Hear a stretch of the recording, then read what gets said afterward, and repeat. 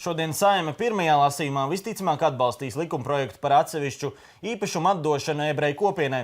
Tādējādi tas tiks nodots izskatīšanai parlamenta komisijās, kas tad tālāk atsevišķi izvērtēs jautājumu par katru konkrēto īpašumu.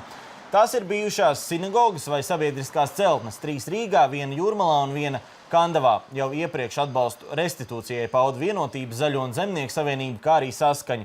No sirds Latvijai balsojumos atturēsies, jo nevarot balsot pret ētisku apsvērumu dēļ un nevarot balsot par juridisku argumentu dēļ. Bet Nacionālās apvienības frakcijā būs brīvais balsojums, un šī politiskā spēka pārstāvji katra īpašuma atdošanu vērtēs atsevišķi. Īpašums plānots nodot, lai mazinātu vēsturiskās netaisnīgās sekas Latvijas ebreju draudzēm, kas radušās nacistiskās Vācijas veiktā holokausta un padomju okupācijas režīma darbības rezultātā Latvijas teritorijā, taču paredzams, ka līdz ar īpašumu atdošanu ebreju kopienai varētu aktualizēties arī diskusijas par citu organizāciju īpašumiem.